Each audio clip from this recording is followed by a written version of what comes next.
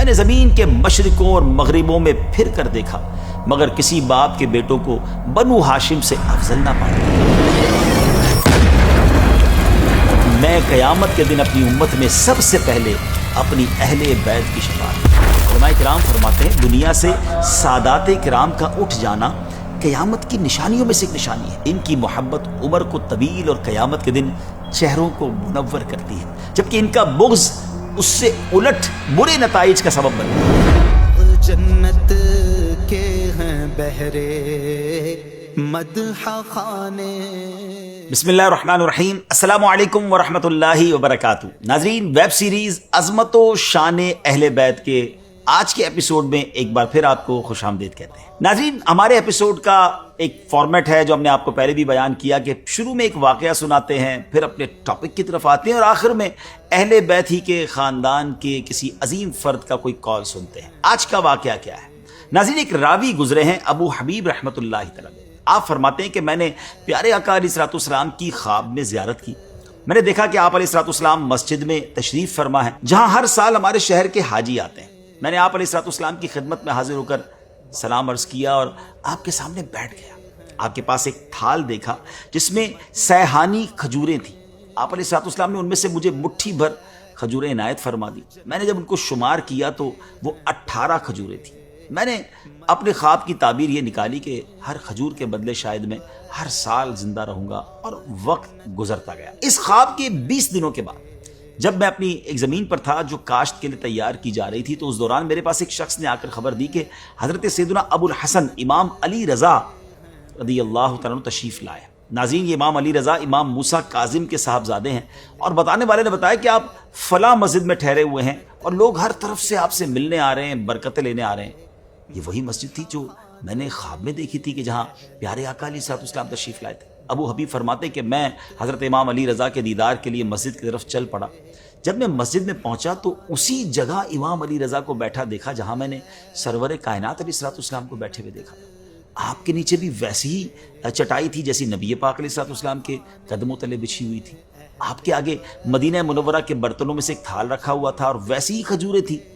میں حیران ہوا اور میں نے سلام عرض کیا۔ آپ نے جواب دیا اور قریب بلا کر مجھے مٹھی بھر کھجوریں عطا فرما دی۔ کہتے میں نے جب وہ کھجوریں گنی تو وہ اتنی ہی تعداد میں تھی جتنی مجھے نبی پاک علیہ الصلوۃ والسلام نے عطا فرمائی تھی۔ یہ دیکھ کر میں نے امام سے عرض کی کہ حضور اور بھی عنایت فرما دیں، تو آپ رحمۃ اللہ تعالی نے فرمایا اگر جناب رسول اللہ صلی اللہ تعالی علیہ وسلم زیادہ دیتے تو میں بھی زیادہ کر دیتا۔ کیا بات ہے!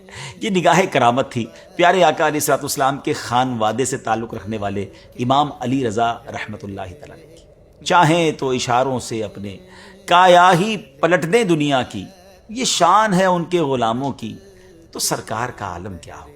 اب آتے ہیں آج کے ٹاپک کی طرف۔ ناظرین، آج ہم سنیں گے ہمارے پیارے آقا علیہ الصلوۃ والسلام کے اہل بیت کی خصوصیات۔ آج ہم انشاءاللہ اپروکسیمیٹلی 10 کے قریب اسپیشلٹیز خصوصیات سنیں گے۔ اہل بیت کرام کی پہلی خصوصیت تو یہ ہے کہ ان پر صدقہ و زکوٰۃ لینا حرام ہے۔ آپ علیہ الصلوۃ والسلام کے ایک چچازاد بھائی ہیں ربیعہ بن حارث۔ ایک مرتبہ یہ اور حضور علیہ الصلوۃ والسلام کے چچا حضرت عباس رضی اللہ تعالیٰ اکٹھے ہوئے اور دونوں نے اپنے بیٹوں یعنی عبد المطلب بن ربیعہ اور فضل بن عباس، ان دونوں کے بارے میں کہا کہ اگر ہم ان دونوں لڑکوں کو نبی پاک علیہ الصلوۃ والسلام کی خدمت میں بھیجیں اور یہ دونوں آپ سے بات کریں کہ آپ ان دونوں کو صدقات کی وصولی یعنی صدقات ریسیو کرنے پر مقرر فرما دیں، اور جس طرح دوسرے ریسیو کرنے والوں کو بھی اس میں سے کچھ نہ کچھ ملتا ہے، اس کا مزدوری ملتی ہے اس کام کے بدلے میں، اس طرح ان کو بھی مل جائے گا اور یہ ان دونوں کا سورس آف انکم بن جائے گا اور یہ اچھا ہو جائے گا۔ یہ دونوں حضرات ابھی اسی مشورے میں مشغول تھے کہ مولا علی شیر خدا کرم اللہ تعالی وجہ الکریم تشریف لائے اور وہ بھی پاس کھڑے ہو گئے۔ جب انہوں نے مولا علی کے سامنے یہ بات کا ذکر کیا تو انہوں نے فرمایا کہ آپ دونوں ایسا نہ کریں، نبی پاک علیہ الصلوۃ والسلام اس کام کے لیے ان ہستیوں کو اجازت نہیں دیں گے۔ بہرحال انہوں نے کہا کہ ہم نبی پاک سے ڈسکس کرنا چاہتے ہیں، تو مولا علی نے فرمایا کہ ٹھیک ہے، آپ ان دونوں کو بھیج دیں۔ سو حضرت عبد المطلب بن ربیعہ اور حضرت فضل بن عباس رضی اللہ تعالیٰ عنہما یہ دونوں وہاں سے چلے آئے۔ اب ظہر کی نماز کا وقت تھا، پیارے آقا علیہ الصلوۃ والسلام نے ظہر ادا فرمائی تو یہ دونوں صحابہ آپ سے پہلے آپ کے حجرے کے قریب پہنچ گئے۔ تب یہ پاک تشریف لائے تو اپنائیت کے طور پر ان دونوں کے کان پکڑے اور پھر فرمایا کہ تم دونوں کے دل میں جو کچھ ہے نکالو، یعنی اس بات کا اظہار کرو جو بات کرنے آئے ہو۔ پھر حجرے میں داخل ہوئے، یہ دونوں یعنی ابن ربیعہ اور فضل بن عباس بھی داخل ہوئے۔ روایت میں آتا کہ ان دونوں نے گفتگو اب ایک دوسرے پر ڈالنا شروع کر دی کہ آپ بات کریں یا آپ بات کریں۔ بہرحال اب کسی ایک نے گفتگو شروع کرتے ہوئے نبی پاک کی بارگاہ میں عرض کی کہ اے اللہ کے رسول صلی اللہ علیہ وسلم، آپ سب لوگوں سے بڑھ کر احسان کرنے والے اور سب لوگوں سے زیادہ صلہ رحمی کرنے والے ہیں۔ عرض یہ کہ ہم دونوں نکاح کی عمر کو پہنچ گئے ہیں اور اس لیے حاضر ہوئے ہیں کہ آپ ہمیں بھی صدقات میں سے کچھ صدقات کی وصولی کے لیے مقرر فرما دیں، ہم جا کر صدقات جمع کریں گے، آپ کو لا کر دیں گے، جس طرح جو لا کر دیتے انہیں مزدوری وغیرہ ملتی ہمیں بھی مل جائے گی۔ ناظرین، اب معاملہ یہ تھا کہ اس دور میں کامنلی یعنی عامل جو زکوٰۃ ہوتے تھے نا، زکوٰۃ جمع کرنے والے، ان کو جو اجرت دی جاتی تھی وہ زکوٰۃ ہی میں سے دی جاتی تھی، اور یہ دونوں حضرات اہل بیت میں سے ہیں۔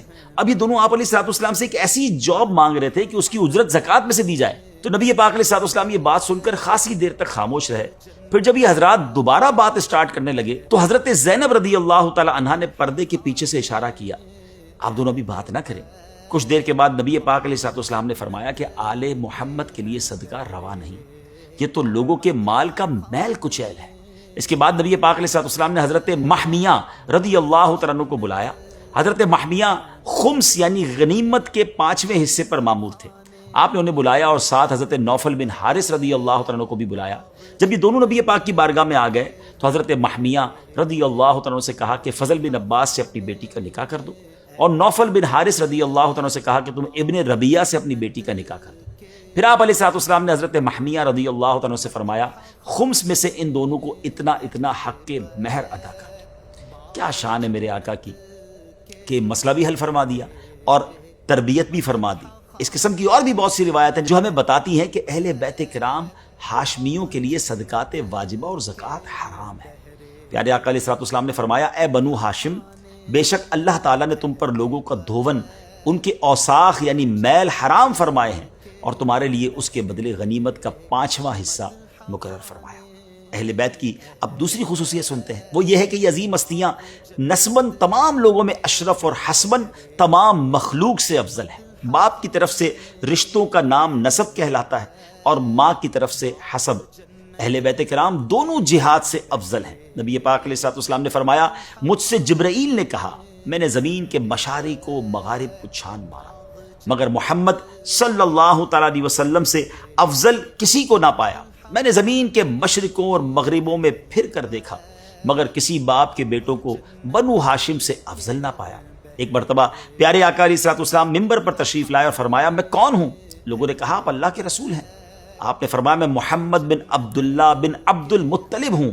اللہ تبارک و تعالیٰ نے مخلوق کو تخلیق فرمایا تو مجھے بہترین مخلوق میں پیدا فرمایا، پھر اس کے 2 گروہ بنائے تو میرے لیے بہترین گروہ مقرر کیا، پھر اللہ تبارک و تعالیٰ نے قبیلے بنائے تو میرے لیے بہترین قبیلہ مقرر فرمایا، پھر اس قبیلے کے گھر بنائے تو مجھے بہترین گھر میں پیدا کیا، اور فرمایا میں قیامت کے دن اپنی امت میں سب سے پہلے اپنی اہل بیت کی شفاعت کروں۔ اللہ اکبر، کیا شان ہے اہل بیت کی۔ اب آئیے تیسری اسپیشلٹی، تیسری خصوصیت یہ ہے اہل بیت کی کہ قیامت کے دن تمام حسب اور نسب منقطع یعنی ختم ہو جائیں گے، مگر آپ علیہ الصلوۃ والسلام کا حسب اور نسب منقطع نہیں ہوگا۔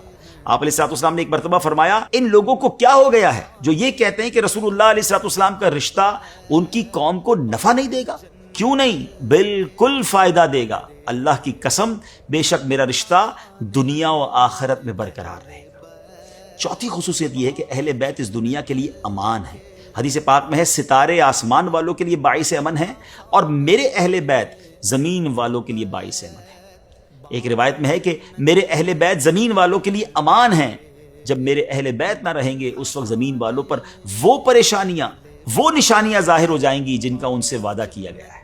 علماء کرام فرماتے ہیں دنیا سے سادات کرام کا اٹھ جانا قیامت کی نشانیوں میں سے ایک نشانی ہے، یعنی جب دنیا میں کوئی ایک بھی سید زادے موجود نہیں رہیں گے تب قیامت آ جائے گی، اور اس میں حکمت یہ ہے کہ قیامت بدترین لوگوں پر آئے گی جبکہ سادات کرام دنیا کے بہترین لوگ ہیں۔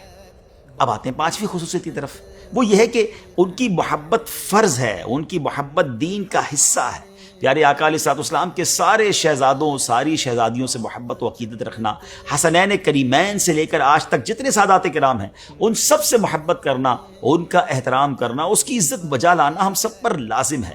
دلیل وہی آیت مودت ہے، تم فرماؤ میں اس پر یعنی تبلیغ دین پر تم سے کوئی معاوضہ طلب نہیں کرتا مگر قرابت کی محبت۔ علماء کرام فرماتے ہیں رسول پاک علیہ الصلوۃ والسلام کی اہل محبت کی محبت ہم پر واجب ہے، اہل بیت کی محبت ہم پر واجب ہے، اور اس کے کئی اسباب ہیں۔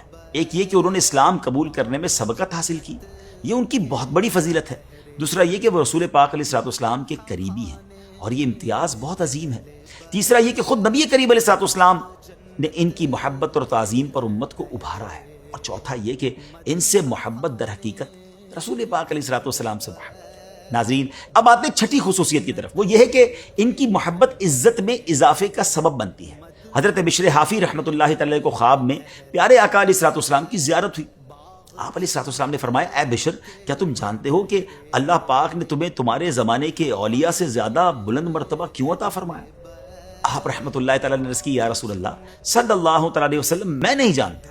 تو آپ علیہ الصلوۃ والسلام نے ارشاد فرمایا، اس لیے کہ تم میری سنت کی پیروی کرتے ہو، نیک لوگوں کی خدمت کرتے ہو، اپنے مسلمان بھائیوں کی خیر خواہی یعنی انہیں نصیحت کرتے ہو، اور سب سے بڑھ کر اہم بات، میرے صحابہ کرام اور میرے اہل بیت اطہار رضی اللہ تعالیٰ عنہم سے محبت کرتے ہو۔ یہی وہ سبب ہے جس نے تمہیں نیک لوگوں کی منازل تک پہنچا دیا ہے۔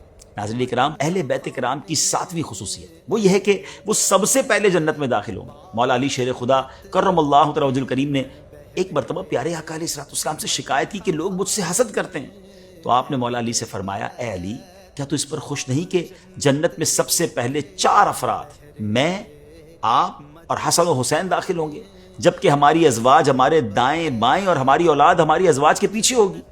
اللہ اکبر، کیسا خوبصورت کاروان ہوگا۔ اللہ اہل بیت کے صدقے ہمیں بھی ان کے پیچھے پیچھے جنت میں داخلہ نصیب فرمائے۔ 8ویں خصوصیت یہ ہے کہ اہل بیت آپ علیہ الصلوۃ والسلام کی صاحبزادی سیدہ فاطمہ رضی اللہ تعالیٰ عنہا کی اولاد ہونے کے باوجود نبی پاک علیہ الصلوۃ والسلام کے بیٹے شمار ہوتے ہیں۔ پیارے آقا علیہ الصلوۃ والسلام نے فرمایا، اللہ تبارک و تعالیٰ نے ہر نبی کی ذریت اس کی صلب سے جاری فرمائی، اور میری ذریت علی کی صلب سے چلے گی۔ سبحان اللہ، کیا بات ہے مولا علی کی۔ اور نبی خصوصیت یہ ہے کہ جو شخص ان سے اچھا سلوک کرے گا، آپ علیہ الصلوۃ والسلام قیامت کے دن اسے اس کا بدلہ دیں گے۔ آپ علیہ الصلوۃ والسلام کا فرمان ہے، جو شخص میرے وسیلے کا طالب ہے اور اس کی خواہش ہے کہ قیامت کے دن میری شفاعت کے حصول کے لیے مجھ سے اچھا سلوک کرے، تو وہ میرے اہل بیت سے صلہ رحمی کرے اور انہیں خوش کرے۔ 10ویں خصوصیت یہ ہے کہ ان کی محبت عمر کو طویل اور قیامت کے دن چہروں کو منور کرتی ہے، جبکہ ان کا بغض اس سے الٹ برے نتائج کا سبب بنتا ہے۔ آپ علیہ الصلوۃ والسلام نے فرمایا، جس کی خواہش ہے کہ اس کی موت میں تاخیر ہو جائے اور وہ خدا تعالیٰ کی نعمتوں سے لطف اندوز ہو، اسے چاہیے کہ وہ میرے بعد میری اہل بیت سے اچھا سلوک کرے۔ جو شخص میری آل سے اچھا سلوک نہیں کرے گا، اس کی عمر کٹ جائے گی اور وہ قیامت کے دن ہمارے سامنے بدنما ہو کر آئے گا۔ اللہ اکبر۔ ناظرین، یہ 10 خصوصیات ہم نے اہل بیت کرام کے بارے میں سنی۔ اللہ کریم ہمیں اہل بیت کی سے سچی غلامی نصیب فرمائے، ان سے سچی محبت نصیب فرمائے۔ دیکھیں، آج وہ عظیم ہستیاں تو ہمارے درمیان نہیں ہیں، مگر آل رسول آج بھی تو ہمارے درمیان ہے نا۔ ہمارے آس پاس ہمارے قریب سید صاحبان ہوتے ہیں، کچھ نہ کچھ ان کی خدمت کیجیے، ان کی دعائیں لیجیے۔ ہمیں کسی سید زادے کی اگر خدمت کا موقع ملتا ہے تو یہ انشاءاللہ نبی پاک کی رضا کا باعث بنے گا۔ اب اپنے پروگرام کو، اپنے ایپیسوڈ کو ختم کرنے سے پہلے ایک خوبصورت گولڈن ورڈ سنتے ہیں، خوبصورت کال سنتے ہیں۔ امام تقی محمد جواد رضی اللہ عنہ کا فرمان، آپ فرماتے ہیں، دین عزت ہے، علم خزانہ ہے، خاموشی نور ہے، تنہائی زہد و تقویٰ ہے۔ بدعت جیسی کوئی چیز دین کو نقصان دینے والی نہیں، اور نہ ہی طمع اور حرص جیسی کوئی چیز انسان کو خراب کرنے والی ہے۔ راعی کے ساتھ رعیت کی اصلاح ہوتی ہے، دعا سے مصیبت دور ہوتی ہے۔ جس شخص نے صبر کو سواری بنایا، وہ نصرت کے میدان میں پہنچ گیا۔ جس نے تقویٰ کے درخت لگائے، وہ امیدوں کے پھل چنے گا۔ کیا بات ہے، کچھ ہی جملوں میں کیا کچھ عطا فرمایا۔ اللہ مجھے اور آپ کو اس سے پھول چن کر اپنے دل کے گلدستے میں سجانے کی توفیق عطا فرمائے، اور اللہ کرے کہ ہم بھی اہل بیت کے نقش قدم پر زندگی گزاریں۔ اپنی دعاؤں میں یاد رکھیے گا، اگلے ایپیسوڈ میں پھر ملاقات ہوگی۔ صلو علی الحبیب صلی اللہ تعالی علی محمد صلی اللہ علیہ وسلم۔